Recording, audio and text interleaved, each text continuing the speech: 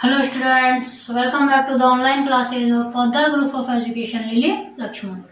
हमने अपनी last video में हेलो एरिन बनाने की विधियां और इसकी जो फिजिकल प्रॉपर्टीज है वो कंप्लीट कर ली थी। फिजिकल प्रॉपर्टीज में हमने 3 या 4 लाइनें आपको लिखवाई थी। अब आज हम क्या इसकी स्टार्ट करेंगे केमिकल प्रॉपर्टीज, यानी कि रासायनिक गुण के हेलो एरिन के रासायनिक गुण क्या क्या होते हैं। तो आज की आपकी हेडिंग क्या होगी, रासायनिक गुण या chemical properties of hello Erin. Hello Erin के रासायनिक गुण या हेलो एरिन के केमिकल प्रॉपर्टीज। अब देखो, रासायनिक गुण हमने हेलो एल्केन में भी पढ़े थे। हेलो एल्केन में सबसे पहले हमने क्या पढ़ी थी, नाभिक स्नेही प्रतिस्थापन अभिक्रियाएं, जो 2 प्रकार की बताई थी, SN1 और SN2 है ना। यहाँ पर सबसे पहले हम कौन सी पढ़ेंगे, इलेक्ट्रॉन स्नेही प्रतिस्थापन अभिक्रियाएं। कौन सी, इलेक्ट्रॉन स्नेही। वहां हमने पढ़ी थी नाभिक स्नेही। नाभिक स्नेही का मैंने आपको मतलब बताया था कि ऐसे समूह जिनमें क्या पाया जाए, पॉजिटिव चार्ज पाया जाए, जैसे NO2+। ठीक है, पॉजिटिव चार्ज होंगे वो तो क्या होंगे, और नेगेटिव चार्ज वाले क्या होंगे। मैं आपसे पूछूं इन दोनों में आपको यह बताना है नाभिक स्नेही कौन सा होगा और इलेक्ट्रॉन स्नेही कौन सा होगा। तो अगर आपने नाभिक स्नेही प्रतिस्थापन अभिक्रिया मुझसे पढ़ी थी तो आप अच्छी तरीके से बता सकते हो। मैंने आपको बताया था नाभिक स्नेही का मतलब है नाभिक को चाहने वाला। नाभिक में क्या उपस्थित होता है, प्रोटॉन और न्यूट्रॉन। न्यूट्रॉन पर कोई आवेश नहीं होता, प्रोटॉन धनावेशित करने पता है, प्रोटॉन पर धनावेश पाया जाता है, यानी कि नाभिक में क्या होता है, धनावेश। तो नाभिक स्नेही वह होगा जो इस धनावेश को चाहेगा। धनावेश को कौन चाहता है, ऋणावेश। ऋणावेश ही तो धनावेश को चाहेगा, यानी कि ये OH- क्या है आपका, नाभिक स्नेही। नाभिक स्नेही वो होगा जो इस पर क्या हो, ऋणावेशित, जो खुद क्या हो, ऋणावेशित। तो वह अपने आप को न्यूट्रलाइज करने के लिए प्लस को चाहेगा। तो ये आपका क्या है, नाभिक स्नेही। अब हम पढ़ेंगे इलेक्ट्रॉन स्नेही प्रतिस्थापन अभिक्रिया। इलेक्ट्रॉन स्नेही तो सेम वही बात, इलेक्ट्रॉन स्नेही कौन होगा, जो इलेक्ट्रॉन को चाहेगा। इलेक्ट्रॉन को कौन चाहेगा, जिस पर धनावेशित होगा ये चाहेगा इलेक्ट्रॉनों को, ठीक है ना, अपनी ओर खींचना चाहेगा। तो इसमें उसका उल्टी प्रक्रिया पढ़ रहे हैं हम। नाभिक स्नेही में माइनस चार्ज को हम ऐड करते हैं, माइनस वाले क्रियात्मक समूहों की रिएक्शन करवाते हैं या जोड़ते हैं। यहाँ हम किसको जोड़ेंगे, जिन पर प्लस होगा, यानी कि इलेक्ट्रॉन स्नेही समूह आक्रमण करेगा। जब नाभिक स्नेही समूह आक्रमण करता था तो या तो आगे से करेगा या पीछे से। एल्केन में पढ़ा था SN1 अभिक्रिया में सीधे जुड़ता है आगे से, और SN2 में पीछे से आक्रमण करता है, पढ़ाया था ना। हेलो एल्केन में सिर्फ आगे या पीछे से आक्रमण करता है, यानी कि आगे या पीछे जुड़ता है। हेलो एरिन में कहाँ जुड़ेगा, हेलो एरिन तो ऐसी होती है,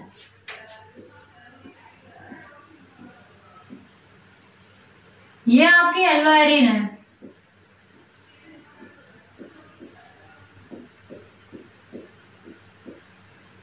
ठीक है, एक्स के बाह्य कोश में कितने इलेक्ट्रॉन होते हैं, एक्स के बाह्य कोश में बताइए। देखो एक्स मतलब फ्लोरीन लगा लो, जैसे फ्लोरीन, क्लोरीन, ब्रोमीन, आयोडीन, ये तो होता है। 9 नंबर पर आता है, पहले में 2, ठीक है, और दूसरे में कितने बचे, 7। इसमें भी सभी में बाह्य कोश में 7 इलेक्ट्रॉन आते हैं। तो 7 देखो, 1 2 3 4 5 6 ये गए, 7 यहाँ था, 1 इसका था, दोनों के बीच में क्या बना, 1। 6 इलेक्ट्रॉन हमने यहाँ दर्शा दिए। कोई प्रॉब्लम। अब हमें इस पर कोई कौन सा समूह जोड़ना है, इलेक्ट्रॉन स्नेही समूह जोड़ना है।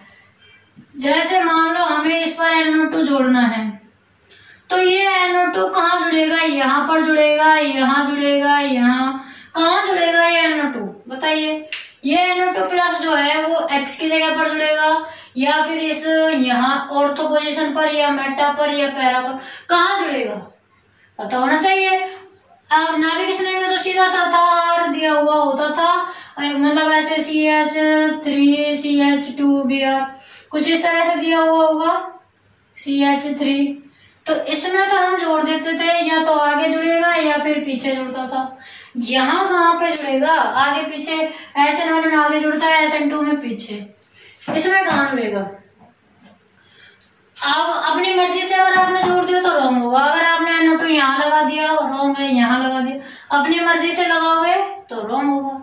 तो फिर मैम आप बताइए कैसे लगाएं? तो देखिए कहाँ लगेगा ये, मैंने आपको बताया था इलेक्ट्रॉन नहीं है, मतलब वहां लगेगा जहां इसको इलेक्ट्रॉन मिलेंगे।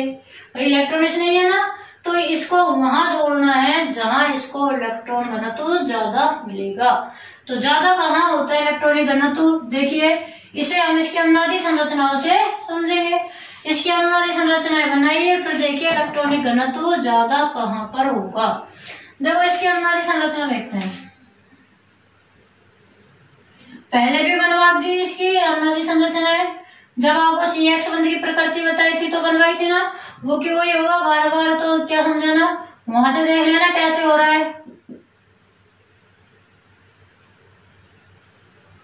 या फिर देख लीजिए, देखो पहले क्या होता है, ये इलेक्ट्रॉन यहाँ डबल बंध बना लेते हैं, और ये जो डबल बंध है वो यहाँ इलेक्ट्रॉन दे देता है, यहाँ पर क्या जाता है आपके नेगेटिव चार्ज हो जाता है, ये बंध खत्म हो जाएगा, ये बंध बचेगा आपका, और एक ये बंध। ठीक है, CX बंध की प्रकृति में आपको ये डिटेल में बता रखा है।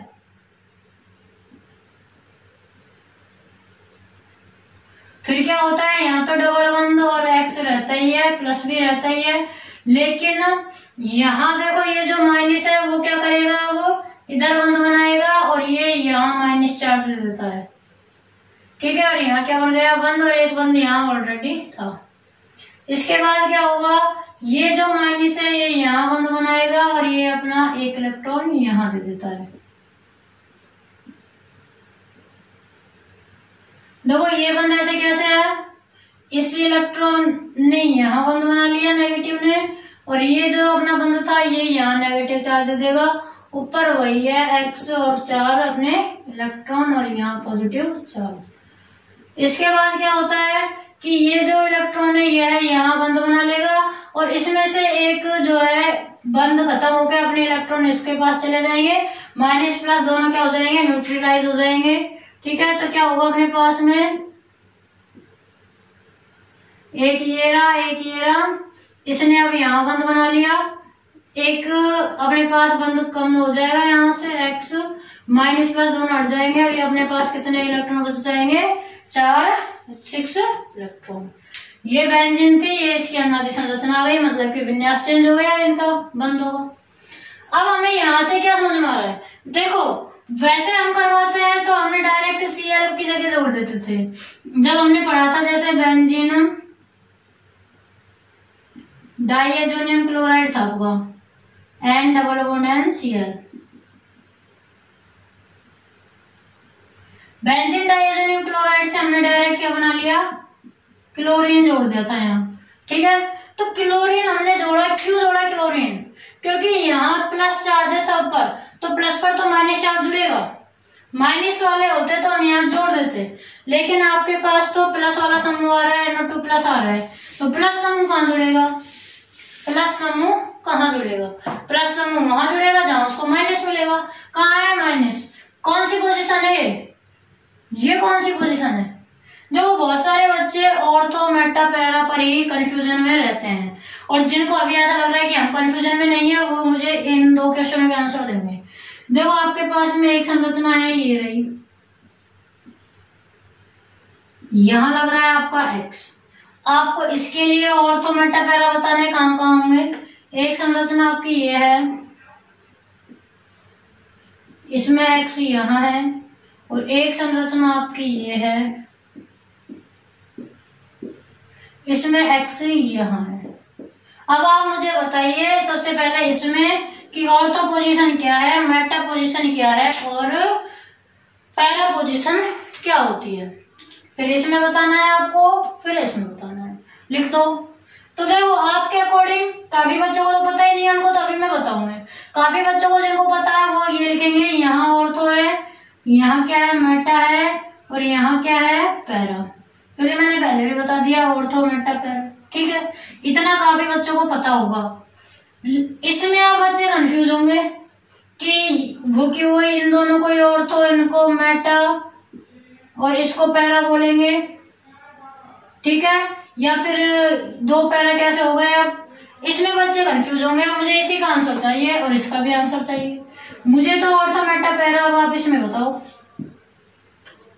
अब आपको क्या करना है, ऑर्थो मेटा पैरा आपको इन दोनों में बताने हैं। तो देखिए आप सारे बच्चे ध्यान दीजिए, अगर आपको आता है तो अच्छी बात है, नहीं आता है तो यहाँ देखिए। ऑर्थो मेटा पैरा पोजीशन आपके इस ग्रुप पर निर्भर करती है, जो ग्रुप आपका यहाँ जुड़ेगा। ऑर्थो मेटा पैरा पोजीशन किस पर निर्भर करेंगी, इस ग्रुप पर। इस ग्रुप को देख के ही आप ऑर्थो मेटा और पैरा बता सकते हैं। कैसे, जहां पर ये ग्रुप जुड़ता है उसको तो कुछ नहीं बोलेंगे, उसको छोड़ेंगे, इस कार्बन को छोड़ देंगे, ठीक है ना। जहां ग्रुप जुड़ेगा उसको छोड़ो, उसके आगे ऑर्थो होगा, फिर मेटा, फिर पैरा। ऐसे इस ग्रुप के आगे ऑर्थो, फिर मेटा, फिर पैरा। जहां ग्रुप जुड़ता है उस कार्बन को छोड़ेंगे, उससे अगला वाला कार्बन ऑर्थो, उसके अगला मेटा, उससे अगला पैरा, दोनों तरफ यही चलता है। अब जैसे ये X इस कार्बन पर जुड़ा हुआ है तो इस कार्बन को हम छोड़ देंगे। अब इस कार्बन को छोड़ दिया तो ऑर्थो हो जाएगा ये, मेटा हो जाएगा ये, पैरा हो जाएगा ये। और मैं फिर ऊपर से भी ऐसे कर लो, इस कार्बन को छोड़ेंगे, ऑर्थो होगा ये, मेटा होगा ये, पैरा होगा ये। बताइए क्या दिक्कत है। यहाँ पर देखिए इस पर कार्बन जुड़ा हुआ है तो फिर इसको छोड़ देंगे, यहाँ से चलेंगे ये ऑर्थो, ये मेटा, ये पैरा, ऐसे इधर चलेंगे ये ऑर्थो, ये मेटा, ये पैरा। बताइए कोई प्रॉब्लम है ऑर्थो मेटा पैरा में? अगर कोई है तो अब नहीं होनी चाहिए। आज आपकी सब क्लियर कि ऑर्थो मेटा पैरा पोजीशन क्या होंगी, जहां आपका समूह जुड़ा हुआ है उस कार्बन को छोड़ देते हैं, बाकी जो अगला होगा वो ऑर्थो, फिर मेटा, फिर पैरा। इधर भी ऑर्थो मेटा पैरा। कोई प्रॉब्लम? इसको छोड़ दिया, ortho Meta para, ortho Meta para. ऐसे यहाँ ortho Meta para, ortho Meta para. Okay students, तो अब देखिए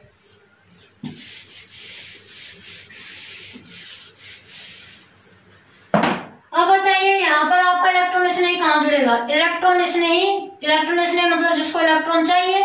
इलेक्ट्रॉन कहाँ है, कौन सी पोजीशन पर है, ऑर्थो पोजीशन पर है। इलेक्ट्रॉन कौन सी पोजीशन पर है, देखो ऑर्थो पोजीशन पर है आपके, और कहाँ है, मेटा पर है। ये ऑर्थो होता है, ये मेटा, ये पैरा। मेटा पर नहीं है, कहाँ है, पैरा पर।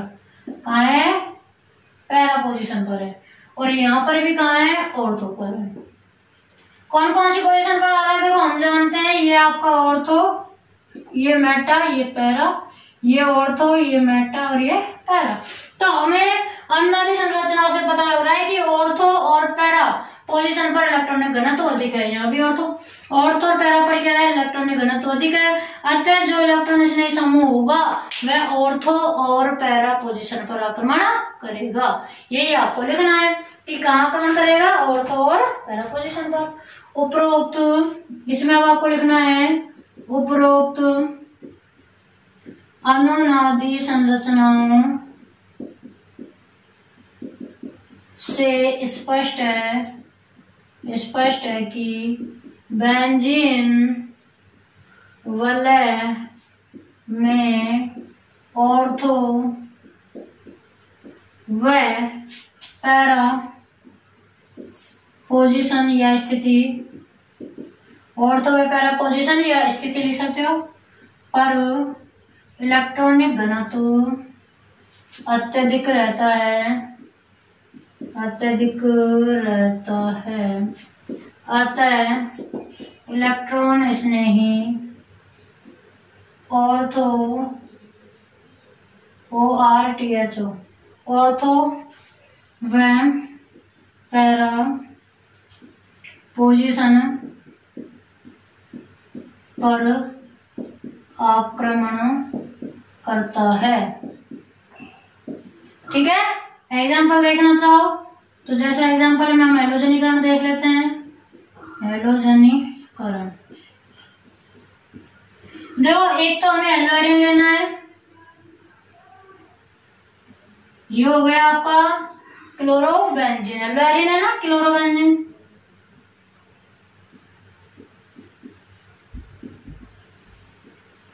इसका आपको क्या कराना है, हैलोजनीकरण, मतलब आपको हैलोजन जोड़ने। हमने 2 Cl जोड़ दिए, किसकी उपस्थिति में, AlCl3 की उपस्थिति में शुष्क AlCl3 है। तो क्या बाहर निकलेगा, एक H और एक Cl बाहर निकलेगा। अब कहां से बाहर निकलेगा, Cl जो है ये जोड़ना है, तो बाहर कहां से निकलेगा, कहां से बाहर निकलेगा बताइए, कहां से निकलेगा। अच्छा, अब आप Cl में कंफ्यूज हो गए कि Cl पॉजिटिव कैसे है, हो गए ना कंफ्यूज। देखो Cl2 लिया है हमने, क्या लिया है, Cl2, तो हमने इसको मान लो ऐसे तोड़ दिया, तो क्या हुआ, इसके इलेक्ट्रॉन इधर आ गए, इस पर प्लस आ गया, इस पर क्या आ गया, माइनस। एक क्लोरीन पर प्लस आएगा, एक पर क्या आएगा, माइनस आएगा। तो देखो जिस क्लोरीन पर प्लस आएगा वो तो यहाँ अटैक करेगा, जिस क्लोरीन पर प्लस आएगा वो यहाँ अटैक करेगा, जिस पर माइनस आएगा वो यहाँ के हाइड्रोजन के साथ निकल जाएगा। यहाँ भी इसके हर कार्बन के साथ एक हाइड्रोजन होता है, हर कार्बन के साथ क्या होता है, एक हाइड्रोजन। तो एक क्लोरीन तो इस H के साथ बाहर निकल जाएगा HCl के रूप में, ठीक है। वो कौन सा होगा, Cl माइनस वाला होगा, और जो Cl प्लस वाला है वो यहाँ आक्रमण करेगा और क्या बनाएगा, यहाँ भी क्लोरीन, यहाँ भी क्लोरीन, प्लस में आपको पता है ऑर्थो और पैरा दोनों पर ही जुड़ेगा। भाई देखो ऑर्थो इलेक्ट्रॉन नहीं, ऑर्थो वह पैरा पोजीशन पर आक्रमण करता है, पैरा पर भी तो आक्रमण करेगा, तो इसमें दोनों पोजीशन बनानी है।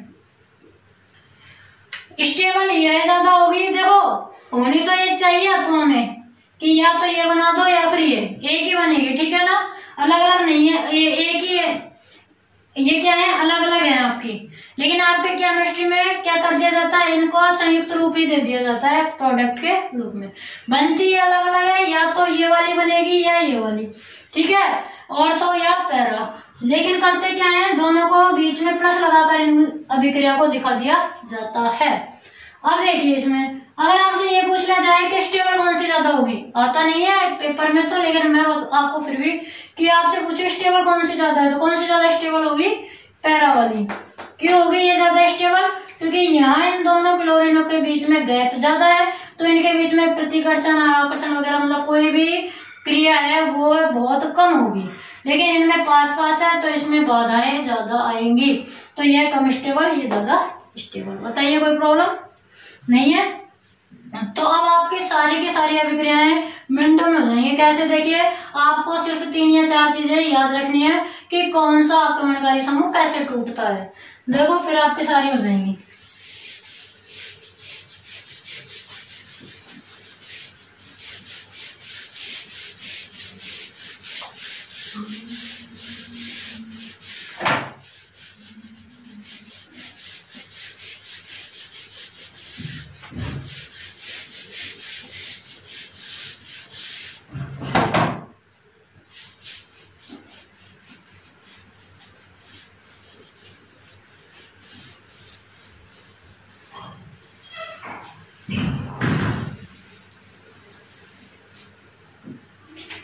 देखिए आपको कुछ चीजें लर्न रखनी है, कुछ चीजें नोट में, या फिर ये तो आपको सिर्फ लर्न रखने के लिए है कि कौन सी चीज किसमें टूटती है। जैसे आपसे मैं कहूँ Cl2 में तो आपको Cl जोड़ना है, यहाँ पर Cl2 यदि रिएक्शन करता है तो आप क्या जोड़ेंगे, Cl जोड़ोगे, Cl जोड़ते हैं। जैसे मैंने पढ़ाई की थी वैसे तरीके से बता रही हूँ आपको, नोट्स में नहीं है। मतलब आपको यह है कि एकदम इजी वे से आपको प्रॉब्लम नहीं है, इसलिए आपको ये एक तरह ट्रिक है कि 2-4 लाइन आपने लिख ली, सारी की सारी आसानी से कर दोगे। क्या, Cl2 Cl जोड़ेंगे, Cl2 से रिएक्शन करवाने पर क्या जोड़ेंगे, Cl, या फिर देखो इसको तो आप कर ही दोगे, ऐसे लिख सकते हैं, ध्यान ही रखना Cl2 है तो। सेकंड आप क्या लिख सकते हैं, यदि रिएक्शन किससे हो, कंसंट्रेट HNO3 मतलब नाइट्रीकरण यदि हो, ये आपका क्या है, हेलोजनीकरण है, हेलोजनीकरण। Cl2 जोड़ेंगे तो हेलोजनीकरण, AlCl3 की क्या होती है, उपस्थिति होती है। कंसंट्रेट HNO3 करते हैं तो आपके पास में कंसंट्रेट H2SO4 ही आपको लेना पड़ता है, इसकी उपस्थिति में अभिक्रिया होती है। तो देखो HNO3 जो होता है इसमें क्या जुड़ेगा, इसमें जुड़ेगा NO2। क्या जुड़ेगा? NO2। या ऐसे लिख लो HNO3 किसमें टूटता है? OH और NO2 में। OH पर माइनस चार्ज होता है, NO2 पर प्लस, और प्लस वाला जोड़ना है आपको, है ना। तीसरा, यदि आ जाए H2SO4 आ जाए, कंसंट्रेट H2SO4, तो ये आपका किसमें टूटता है? किस किस में टूटता है वही याद रख लो, क्योंकि जोड़ेंगे तो प्लस वाला ही। H2SO4 किसमें टूटता है आपका? OH तो रहता ही है, और SO3H में। OH पर माइनस आएगा, इस पर क्या आएगा? प्लस। मतलब क्या जुड़ेगा?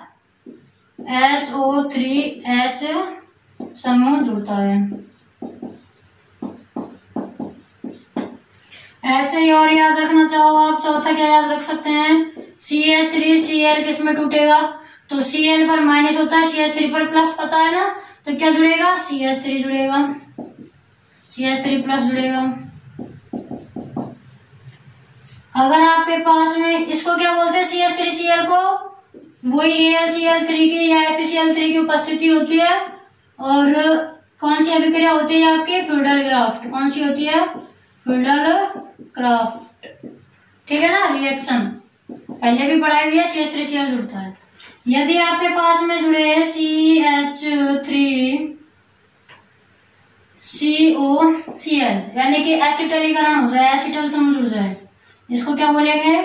एसिटलीकरण। तब आपके पास क्या होगा? वो उपस्थिति होगी AlCl3 या FeCl3। फ्लूइडल ग्राफ्ट रिएक्शन होती है, इसमें भी Cl पर माइनस, इस पर plus. CH3C double bond O पर क्या आता है? प्लस, और यही समूह जुड़ता है। ये आपको याद रखनी है। मेन चीज ये याद रखनी है कि कौन सी चीज कैसे टूटती है। यहाँ पर Cl पर माइनस होगा और C पर plus, CH3C double bond O plus, और Cl माइनस में यह टूटती है। यह टूटेगी CH3 प्लस और Cl माइनस में, यह H और SO3H में। इसको बोलते हैं सल्फोनीकरण। इसको क्या बोलते हैं? सल्फोनीकरण। सल्फोनीकरण। इसको क्या बोलेंगे? नाइट्रीकरण। क्या बोलेंगे? नाइट्रीकरण। देखो सारी रिएक्शन हो गई, आपको कोई दिक्कत ही नहीं है। कैसे हो गई सारी रिएक्शन? हैलोजनीकरण मैंने अभी करवाया था, सेम वैसे अब आप नाइट्रीकरण कर सकते हो। क्या करना है? ऑर्थो और पैरा पर NO2 जोड़ना है। सल्फोनीकरण आप कर सकते हो, ऑर्थो और पैरा पर SO3H जोड़ना है। हो गई ना, बहुत इजी। बस ये 2-3 लाइन याद रखनी है। सारे रासायनिक गुण, मतलब सारे नाभिक इलेक्ट्रॉन स्नेह प्रतिस्थापन अभिक्रिया आपकी कंप्लीट हो गई। रख सकते हो इनको ना। तो अब आपकी सारी कंप्लीट हो गई एक बार में। देखो जैसे एक बार में ये करिए, ऐसे ही एक बार में सारी रिएक्शन करवा देते हैं। देखो कैसे होंगी सारी रिएक्शन एक बार में। बोलो करवा दे सारी एक बार में। आपका अगर मन करे तो आप लग कर लेना।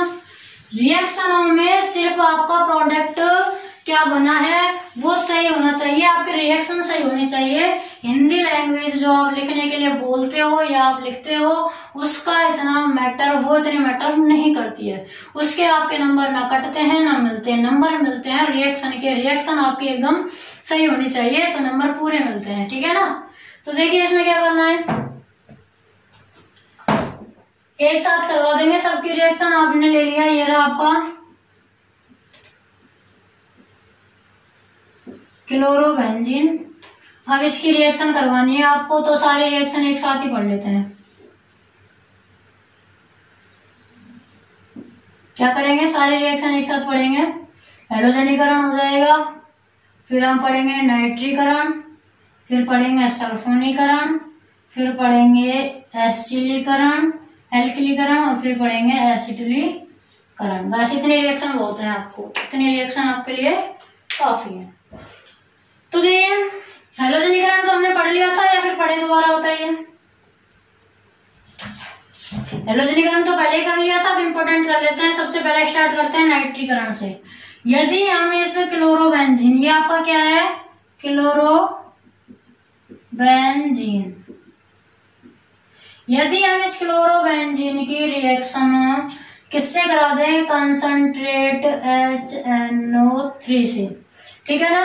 और किसकी उपस्थिति में करा दें, कंसंट्रेट H2SO4 की उपस्थिति में।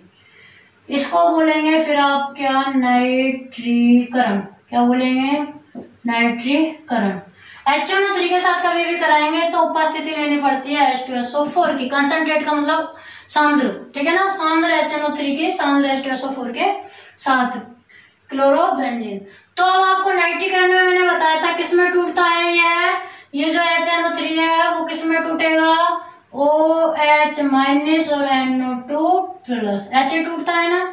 ये जो आपका NO2+ है ये है यहाँ आक्रमण करेगा, तो क्या बनेगा आपका,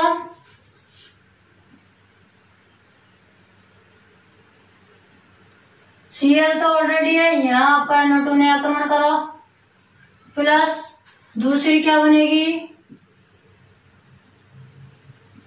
यहाँ क्लोरीन ऑलरेडी है, पैरा पर NO2 आक्रमण करेगा, इसको बोलेंगे ऑर्थो क्लोरोनाइट्रोबेंजीन, इसको बोलेंगे पैरा क्लोरोनाइट्रोबेंजीन।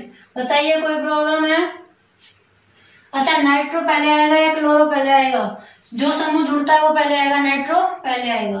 देखो इसको क्या बोलेंगे, ऑर्थो नाइट्रो क्लोरोबेंजीन। इसको क्या बोलेंगे ऐसे ही, पैरा नाइट्रो क्लोरोबेंजीन। यहाँ आपको क्या लिखना है, पैरा नाइट्रो क्लोरोबेंजीन। ऐसे ही अब आपको बाकी समय खुद लिखना है। बाहर क्या निकलेगा, अगर बात करें बाहर निकलने की, तो यहाँ से एक H बाहर निकलता है और यहाँ OH, H और OH मिलके क्या बनाएंगे, H2। वही पता है, यहाँ पर क्या एक H होता है, ये H और ये OH दोनों मिलकर क्या बनाते हैं, H2O। यानी कि यहाँ पर क्या बाहर निकलता है, जल आपका बाहर निकलता है। नाइट्रीकरण पढ़ लिया, अब हम सल्फोनीकरण पढ़ लेते हैं। क्या पढ़ लेते हैं, सल्फोनीकरण। सल्फोनीकरण में किसके साथ रिएक्शन करवाई जाती है, H2SO4 की।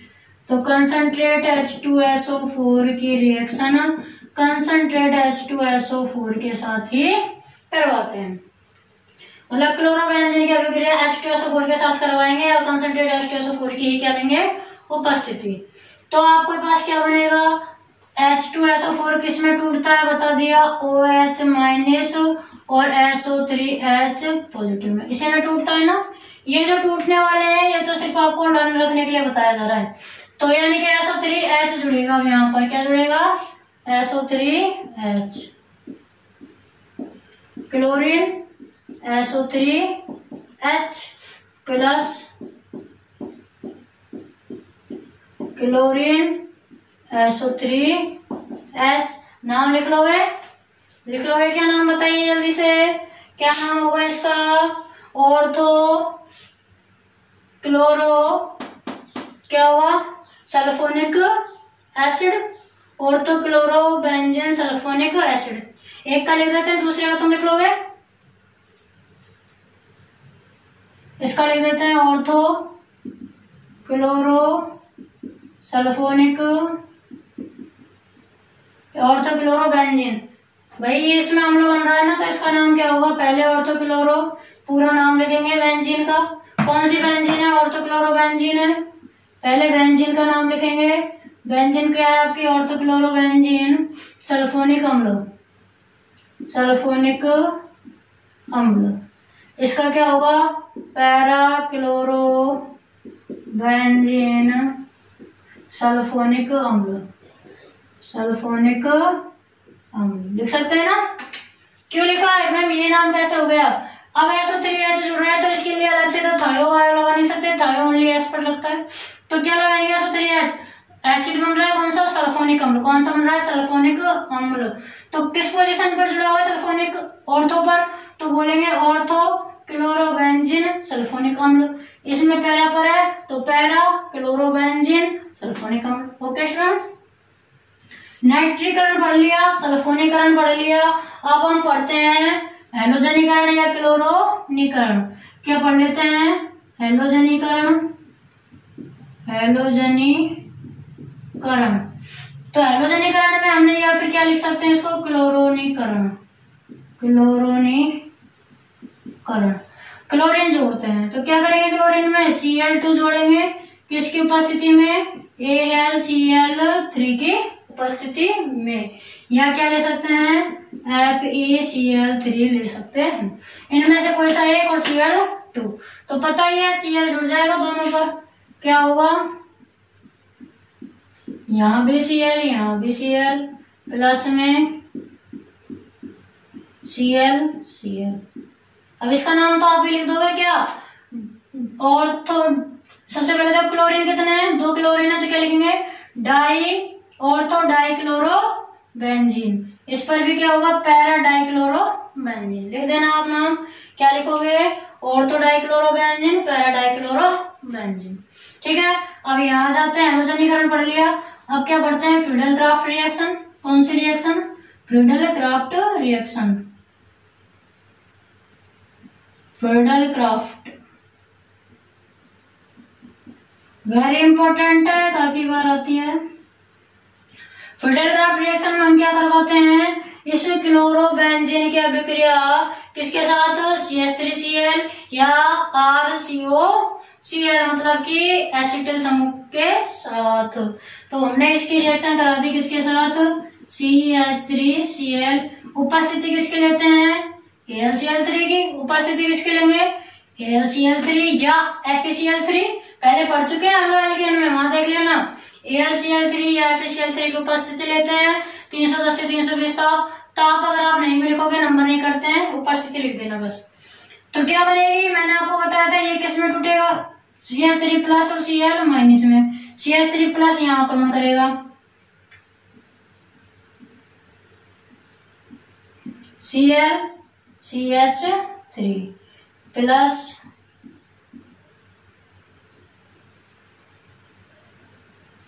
Cl CH3।